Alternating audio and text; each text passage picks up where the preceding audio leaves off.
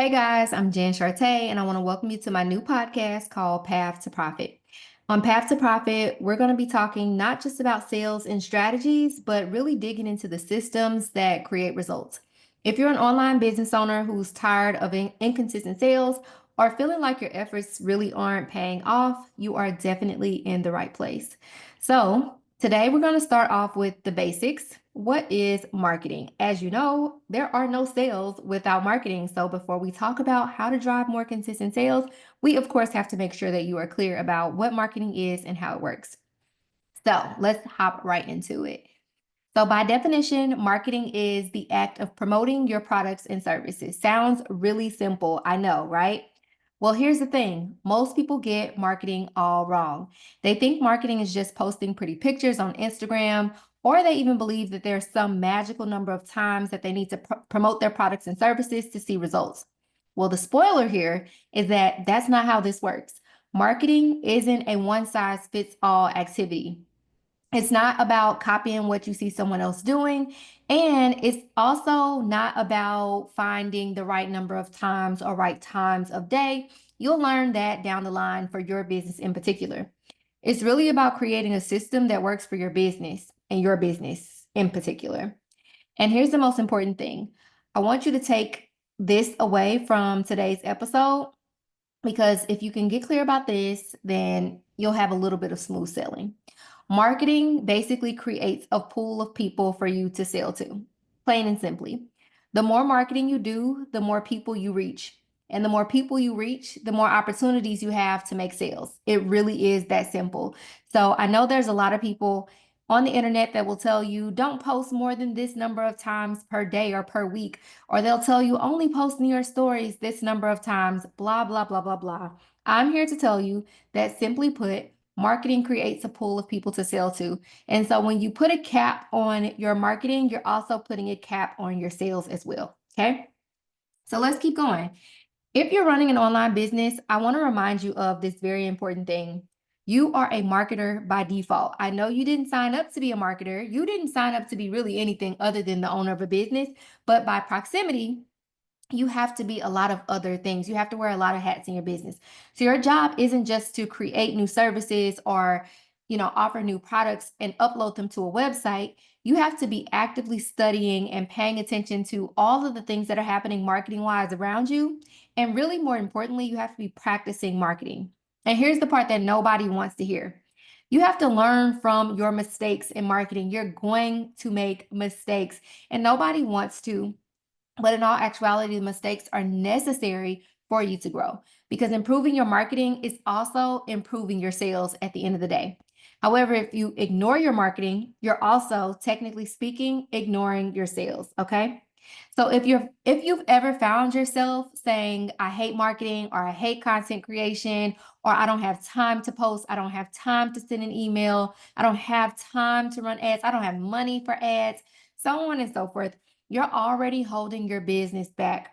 Marketing is how you build relationships, how you establish trust, and ultimately how you make money. So, long story short, marketing is not optional, it is essential because, again, there are no sales without marketing. Now, let's talk about good marketing versus bad marketing because honestly, there is a such thing. Good marketing at the end of the day is effective marketing. It gets you closer to your goals, whether that goal is traffic, more leads, or more sales. If the marketing is effective, meaning that you got the more traffic or you got more leads or you made more sales, then it's good. It resonates with your audience, that means that it's good.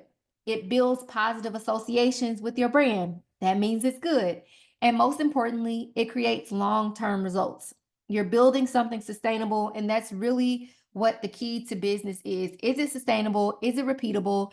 Can I see some predictability being attached to this? Or am I just experimenting, doing random things, and potentially not going to be able to produce this result all over again? Now, bad marketing, on the other hand, typically it's very rushed. It's very reactive. You are not necessarily planning it out. You're saying to yourself, like, oh, shoot, I forgot to post. Or it's been a couple days since I sent an email. Let me send an email. Or dang, I probably should turn some ads on because my traffic is low. It's very reactive based off of what you see happening or not happening in your business, and you rush to make decisions instead of taking your time to make sure you're making the right decision, to make sure you're making an effective decision, right? So a lot of times I see this being the case for most businesses. The marketing doesn't really connect with your audience, or even worse, it annoys them or alienates them. And even if it gets a few short-term wins, it often damages your brand in the long term. So I think about when someone or a brand accidentally goes viral, while that viral moment may seem very exciting, in the long term, for a lot of people, simply put, because they weren't prepared for the type of attention that comes with virality, it actually ends up hurting way more than it helps. So I want to give you an example here. Let's say you're running a sale. If your messaging is unclear, your audience might not even know what's on sale or why they should care. Or maybe they completely missed the sale, like they didn't even know that the sale was happening. So even worse than that, if you're offering a deep discount, let's say every other week because your inventory is not moving or your services aren't selling, so on and so forth, you are in effect training your audience to wait for a sale instead of buying at full price. That's bad marketing at the end of the day, okay? So hopefully now you have a somewhat of an idea of the difference between good and bad marketing. Obviously, I can't show you good and bad marketing here, but also good and bad from a visual perspective is going to be really subjective to the end user, the person that's looking at it, okay? All right, so now here's where some of you will hopefully maybe feel a little bit of relief. There is no right way to market your business, okay? So yes, there is a such thing as good and bad, but there's no such thing as the right way. I can't hand you a blueprint that guarantees results because every business is different. What works for someone else may not work for you, or vice versa, and that's okay. There are so many different moving parts of business, and so for the people out there who are attempting to sell you the ultimate marketing course and trying to tell you like this is the end all be all of getting the results that you want.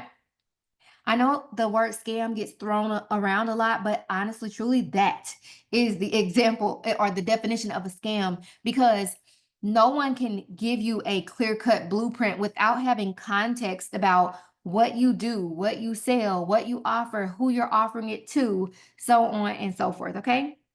So your job isn't to find the right way.